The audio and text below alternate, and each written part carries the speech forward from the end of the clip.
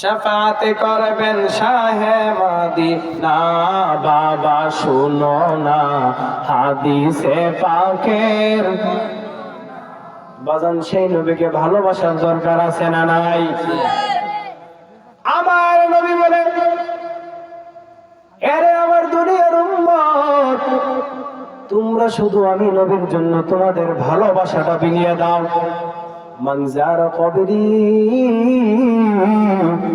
ওয়াজাবাত লাহু শাফাতি তোমাদেরকে আমি নবী জান্নাত পর্যন্ত পৌঁছায় দেওয়া আমি নবীর প্রতি ওয়াজিব হয়ে যাবে। চিৎকার মনে বলি সুবহানাল্লাহ। সেই নবীকে বাবা ভালোবাসার দরকার আছে না নাই? আমার নবীর একজন সাহাবী ছিল, আমার নবীর একজন তাবেঈ ছিলেন, তার নাম হলো হযরত ওয়াইস করণী, যার নামটা আমরা মোটামুটি সবাই জানি, একটু সুপরিচিত ওয়াইস করণী। কেমন নবীর আশিক ছিলেন আপনি দেখেন। আমার নবী তাবেঈ হযরত ওয়াইস করণী আমার নবীকে কেমন ভালোবাসতেন বাবা শুনেন। ওয়াইস করণী রাহমাতুল্লাহি আলাইহি একজন আস্ত পাগলের মতন ছিলেন। কিসের মতন ছিলেন? নবীকে ভালোবাসতে ভালোবাসতে বাসতে পাগল হয়ে গেছে। ওয়াইস করণী আমার নবীর এমন আশিক ছিলেন যাকে দেখে সবাই পাগল মনে করত। আমার নবী একদিন মজলিসের মধ্যে সাহাবায়ে কেরামদের মধ্যে বলতেছেন, আরে আমার সাহাবায়ে কেরাম তোমরা শুনো, আমার এমন এক আশিক আছে যে আমাকে চোখে দেখে নাই কিন্তু অন্তরে চক্ষু দিয়ে দেখেছে, কিন্তু কাল হাসরের ওই কঠিন ময়দানে যেই দিন আমার উম্মতেরা ইয়া নাফসি করিয়া চিৎকার করতে থাকবেন, সেই দিন আমার হাজার হাজার উম্মতদেরকে আমার ওই পাগল ওয়াইস করণী সুপারিশ কইরা জান্নাত পর্যন্ত পৌঁছায় দিবেন। চিৎকার মনে বলি সুবহানাল্লাহ। সাহাবায়ে কেরাম অবাক, ইয়া রাসূলুল্লাহ ইয়া হাবিবাল্লাহ নবী, ও মায়ার নবী, আপনার এত পাগল আশিক, আপনার লক্ষ লক্ষ উম্মতদেরকে জান্নাত পর্যন্ত পৌঁছাইবেন, কিন্তু তার ঠিকানা কি, সে কে? আমার নবী বলেন তার নাম হলো ওয়াইস করণী। সে সারাক্ষণ জঙ্গলের মধ্যে থাকেন। সাহাবায়ে কেরাম প্রশ্ন করেন, ইয়া রাসূলুল্লাহ সে যদি আপনার এত আশিক হয়ে আপনার সামনে কেন আসে না, আপনার দিদার কেন সে লাভ করে না? আমার নবী বলে, আরে সাহাবায়ে কেরাম তোমরা শুনো, তার দুইটা কাজ সবসময় সে করে। একটা কাজ হলো সে আমি নবীর জন্য এত পাগল পারা, সে নবীর জন্য আমি নবীর জন্য সে এত দেওয়ানা, সে সারাক্ষণ ধ্যানের মধ্যে থাকে, সে আমার সাথে দেখা করার কিন্তু সুযোগ এখন পর্যন্ত তার মিলে নাই। আর দ্বিতীয় কাজ হলো বাড়িতে তার বৃদ্ধ মা আছে, তার মার সেবা যত্ন করতে হয়, তার মা অন্ধ, এই ওয়াজ করণে ব্যতীত তার আর কেউ নাই। তখন সাহাবায়ে কেরাম অবাক হয়ে বলেন, ইয়া রাসূলুল্লাহ ইয়া হাবিবাল্লাহ নবী, আমাদের সঙ্গে কি তার দেখা হবে? তখন আমার নবী হযরতে আবু বকরকে উল্লেখ করে, আবু বকর রাদিয়াল্লাহু তাআলা কে উল্লেখ করে আমার নবী বলতেছেন আপনার সঙ্গে তার দেখা হবে না, কিন্তু হযরত আলী এবং হযরত ওমরের সঙ্গে তার দেখা হবে।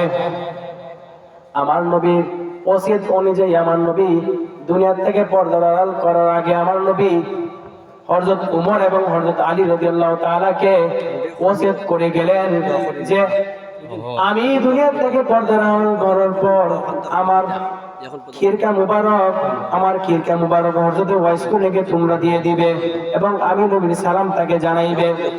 ঠিক আমার নবীর কথা মতো হযরত আলী এবং হযরত ওমর আমার নবীর ওসিয়ত তারা ভুলে যাননি। আমার নবী আমার নবীর দুনিয়া থেকে পর্দা আড়াল করার পর আগে যে কথা বলে গেছিল, আমার নবীর সেই ওসিয়ত হযরতে আলী এবং হযরতে ওমর হযরতে ওয়াইস কর্ণীর কাছে গিয়ে বলতেছেন যে আপনার নাম কি? হযরতে ওয়াইস কর্ণী বলতেছে আমার নাম আব্দুল্লাহ। তখন আলী রাদিয়াল্লাহু তাআলা বলতেছেন, ওমর রাদিয়াল্লাহু তাআলা বলতেছেন আপনার আসল নামটা কি জানতে পারি? তখন সে বলে আমার আসল নাম, আমার পরিচিত নাম যে নামে সবাই আমাকে চিনে, আমার সেই নামটা হলো ওয়াইস কর্ণী। আমার নবী দুনিয়া থেকে পর্দার হওয়ার আগে বলে গিয়েছিল যে তাকে তোমরা এমন অবস্থায় দেখবা তার দুই হাতের বাম সাইডের মধ্যে দাগ আছে, কালো কালো দুইটা দাগ। অবশ্যই সেটা স্মৃতিরোগ নয়, একটু হচ্ছে গিয়ে কালো দাগ।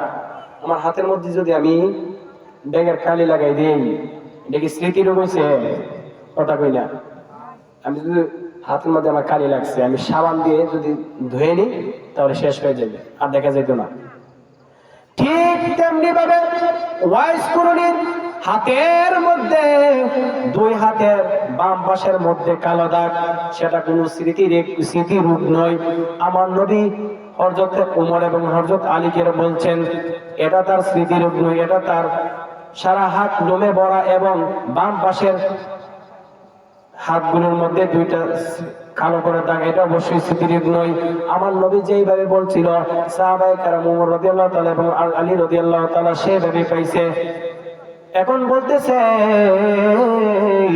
ওমর রাদিয়াল্লাহু তাআলা বলতেছেন আমার নবী যেভাবে ওসিয়ত করছে আপনাকে আমি সেভাবেই পাইছি আমরা। এখন আপনি ধরেন নবীর খিরকা মুবারক আপনার কাছে দিলাম, আপনি এটা রাখেন, এটা নবী আপনার জন্য দিয়ে গেছে। তখন হযরত ওয়াইস কর্ণী বলতেছে না না, আপনারা ভুল করতেছেন, হয়তোবা আমি না, অন্য কেউ, কিন্তু আপনারা ভুলে আমার কাছে চলে আসছেন।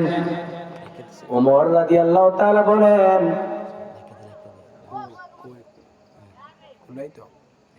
ওমর রাদিয়াল্লাহু তাআলা বলেন না, আমরা ভুল করি নাই, আমরা ভুল করি নাই। আমার নবী যেভাবে বলছে আমরা আপনাকে সেভাবেই পাইছি। আপনি নেন নবীর খিরকা মুবারক আপনি ধরেন, নবীর জুব্বা মুবারক আপনি ধরেন, কিন্তু হযরত ওয়াইস কর্ণী নেই না।